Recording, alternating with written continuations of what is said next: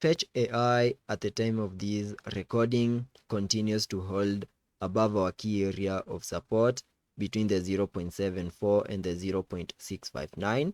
And on today's update video, I will be discussing a potential breakout scenario, giving you my minimum breakout target areas. So make sure that you stick around till the end of the video. And starting the video by first giving you a recap of what has been happening from the lows we made on the 3rd of Feb, where you can see that we saw a bounce in the formation of this wave 1,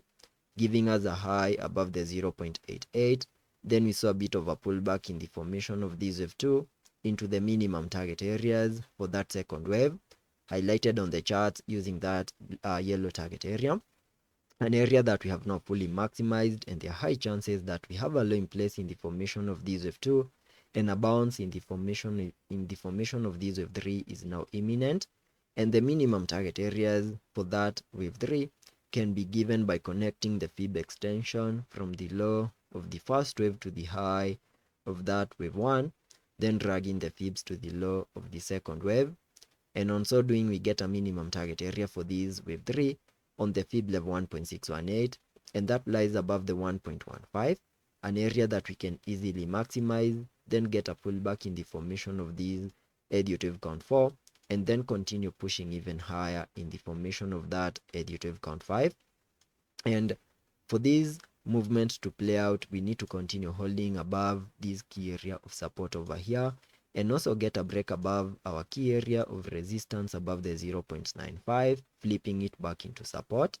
We also need to have a worst case scenario in mind in case we get a breakdown move, breaking out of the yellow target area to the lower side. If that plays out, then I will be watching for a reset of the lows we made below the 0.596 in the next coming days. We also need to see these 5 wave structure to the upside play out, because the moment that plays out, that will be confirming a more bullish case scenario here on the daily chart.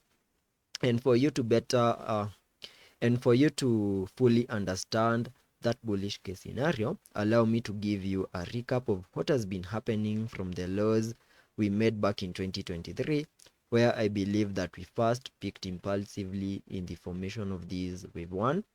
Then we saw a bit of a pullback in the formation of this wave 2, which has now given us a low below the 0.6, and there are high chances that we have a low in place in the formation of this wave 2, and a massive breakout move is imminent in the formation of this wave 3, whose minimum target areas can be given by connecting the fib extension from the low of the first wave to the high of this wave 1, then dragging the fibs to the low of the second wave. And on so doing, we get a minimum target area for that wave 3 on the fib level 1.618, and that lies above the 5.883, an area that we can easily maximize in the next coming months. Then expect a wave 4 and then continue pushing higher in the formation of that additive count 5, taking us to new all-time highs. So for us to get a confirmation that we have a low in place in the formation of this wave 2, we need to see these 5 wave structure to the upside playing out to confirm that the low is in and the wave 3 is now just getting started. So if that doesn't play out, there's a chance that we can easily get one more new low in the formation of this wave 2 before we finally bounce impulsively in the formation of that wave 3. So that is the roadmap that I'm expecting Fetch AI to follow on the short term and also on the long term. And let's be patient and see how that plays out, and I will ensure you stay up to date.